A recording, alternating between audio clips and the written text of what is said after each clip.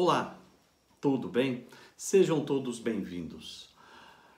No nosso estudo de liturgia, no dia de hoje, 30 de novembro, nós vamos falar de Santo André, apóstolo de Jesus Cristo, irmão de São Pedro. Santo André, sendo um apóstolo de Jesus Cristo e sendo hoje o dia em que celebramos a sua memória, a Igreja classifica essa celebração como festa.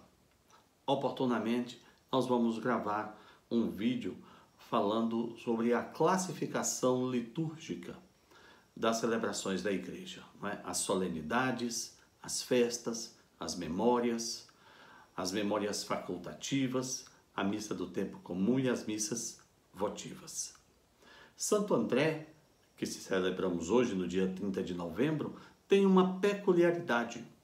Ele foi o primeiro dos apóstolos de nosso Senhor Jesus Cristo. Por isso, os gregos chamam ele de protocleto, que quer dizer o primeiro chamado. Nós temos duas menções ao chamamento de Santo André nas Escrituras. No primeiro momento, em Evangelho de Mateus, capítulo 4, a partir do verso 19, Mateus afirma que Jesus andava pela praia e encontrou dois irmãos que estavam pescando, estavam cuidando das redes porque eram pescadores. Simão e André, filhos de um homem chamado Jonas.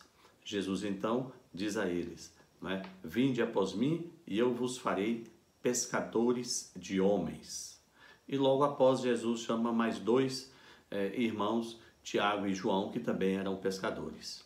No entanto, São João nos apresenta um primeiro encontro, um primeiro chamado, que não entra em conflito com a descrição de Mateus. Segundo o Evangelho de São João, no capítulo 1, verso 42, André já era do grupo de seguidores de João Batista. Isto é, André conheceu João Batista pregando o arrependimento, preparando o povo para a vinda de Jesus, e André passou a ser um seguidor de João Batista, um discípulo de João Batista. E João Batista tinha vários discípulos que se tornaram depois discípulos de Jesus, e André era um deles. Certo dia, João Batista viu Jesus passando e disse a dois dos seus discípulos: eis o Cordeiro de Deus. Et Agnus Dei. Essa frase que nós colocamos na oração do Cordeiro de Deus durante a missa, quando o padre nos apresenta a hóstia consagrada, foi dita por João Batista a dois dos seus discípulos. E naquele mesmo momento, os dois discípulos deixaram João Batista e passaram a seguir a Jesus, o Cordeiro de Deus. Jesus voltou-se para eles, e disse: o que vocês procuram? E eles disseram: mestre, queremos saber onde você mora. Jesus foi então e mostrou a sua casa, o lugar onde ele vivia. E eles passaram ali aquele dia com Jesus. No dia seguinte, André, que era um desses dois, a quem João Batista disse, eis o Cordeiro de Deus, André foi até Pedro e disse a Pedro: nós encontramos o Messias, nós encontramos o Cristo. E então ele leva Pedro até Jesus, e Jesus olha para Pedro e faz aquela proclamação: Pedro, filho de Jonas, de agora em diante você se chamará Kefas, que quer dizer rocha em aramaico, não é? E que depois foi transliterado para o grego como Petros, e nós traduzimos como pedra. Portanto, Kefas, Petros e Pedro ou pedra são todas uma mesma palavra, querendo dizer rocha. Lembrando que mais tarde Jesus vai dizer a Pedro, na narrativa de São Mateus, no capítulo 16, verso 18, e tu és Pedro, e sobre esta pedra, sobre esta rocha, eu edificarei a minha igreja. Mas voltando a Santo André, aquele cuja memória nós celebramos hoje.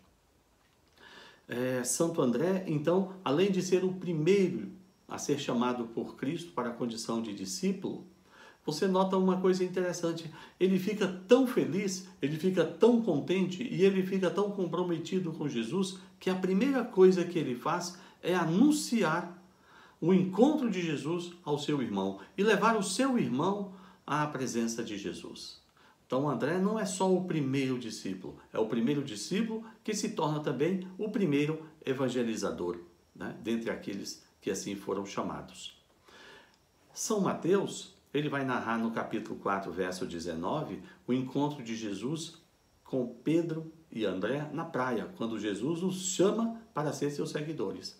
Observe que essas duas formas de encontro entre Jesus e André, ou entre Jesus, André e Pedro, e no dia seguinte, ou alguns dias depois, entre Jesus e novamente os irmãos André e Pedro, não são conflitantes. Elas se harmonizam, não é? De modo que, muito provavelmente, o André encontrou Jesus a partir do anúncio de São João Batista, eis o Cordeiro de Deus, não é? Conheceu Jesus, levou Pedro no dia seguinte ao encontro de Jesus e alguns dias depois, não é? Jesus chama então os dois a serem seus discípulos, a serem seus seguidores. É verdade que a partir daí muito pouco se fala de Santo André nos evangelhos, né? Ele só volta a ser mencionado como uma das pessoas que estavam à espera, não é, do Espírito Santo, quando Lucas narra os que estavam ali no cenáculo.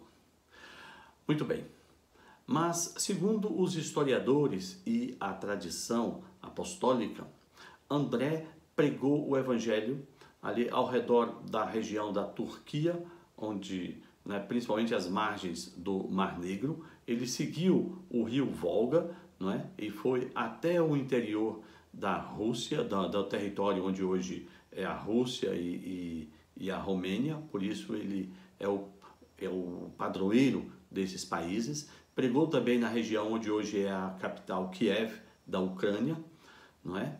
E pregou também no interior da Grécia, não é? E especificamente em uma cidade chamada Patros, na Grécia, Santo André foi martirizado por volta do ano 60. Eusébio de Cesareia, que é um escritor bíblico, um escritor da igreja, não é? Escreveu a chamada História Eclesiástica, lá pelo século III. Eusébio de Cesareia diz que Santo André não aceitou ser crucificado, porque essa foi a pena que lhe foi infligida, numa cruz latina, naquela cruz que o nosso Senhor foi crucificado.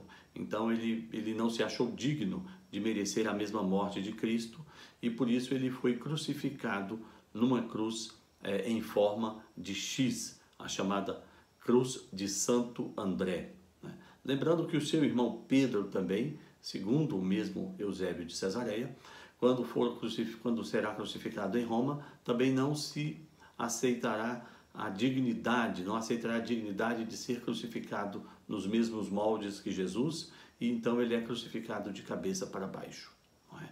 Santo André nos deixa uma grande lição.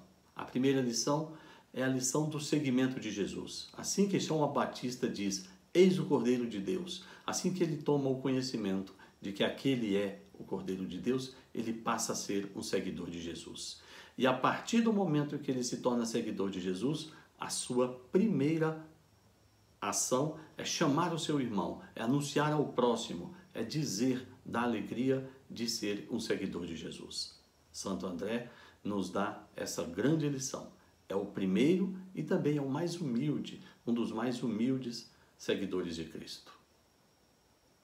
Vamos pedir a intercessão de Santo André, apóstolo e mártir, que nos faça seguidores e anunciadores do Evangelho de nosso Senhor Jesus Cristo. Santo André, rogai por nós.